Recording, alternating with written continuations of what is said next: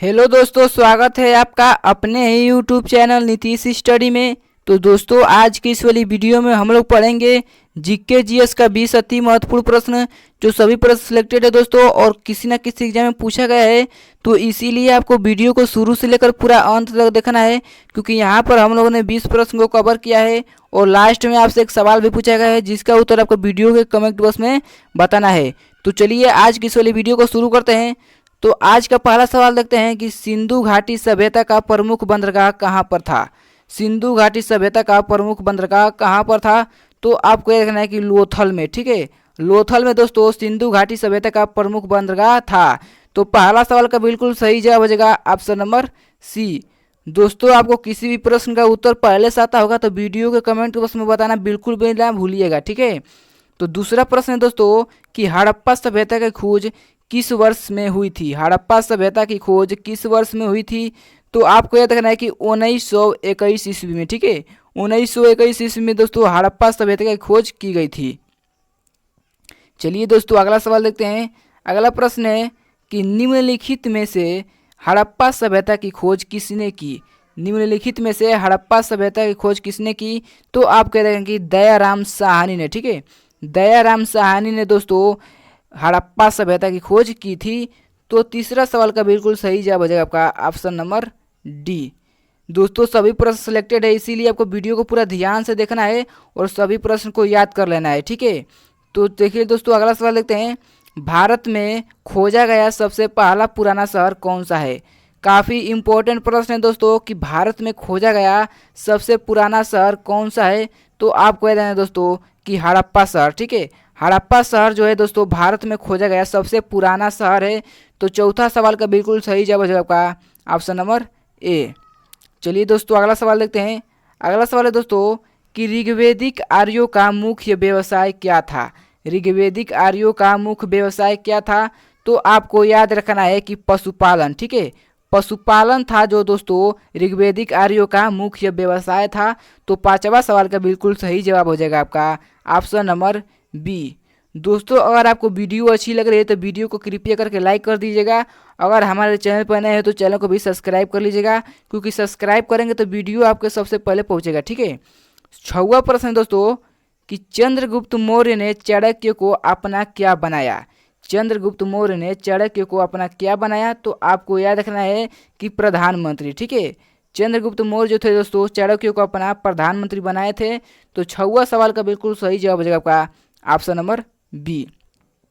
चलिए अगला सवाल देखते हैं।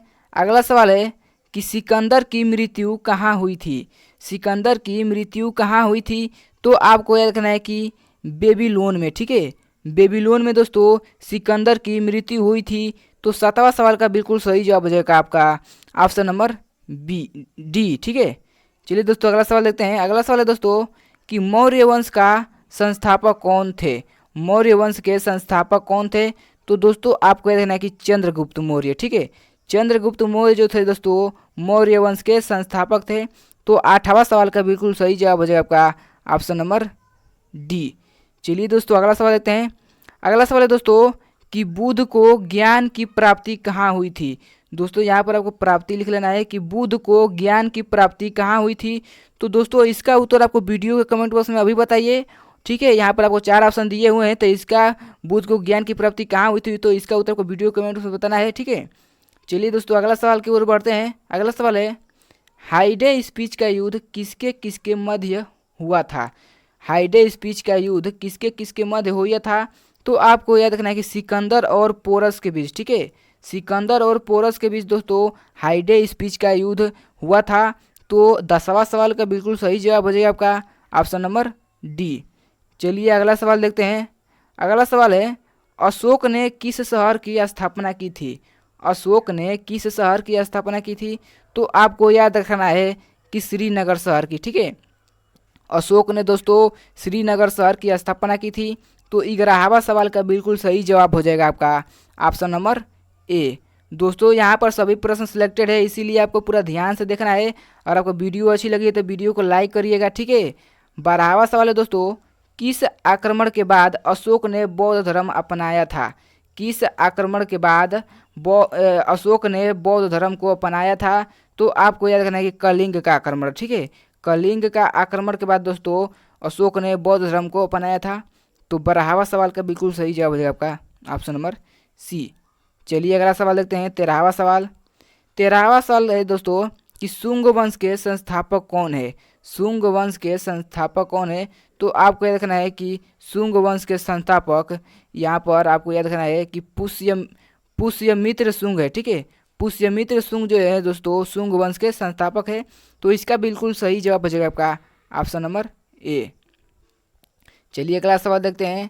अगला सवाल है सातवाहन वंश के संस्थापक कौन थे? सातवाहन वंश के संस्थापक कौन थे?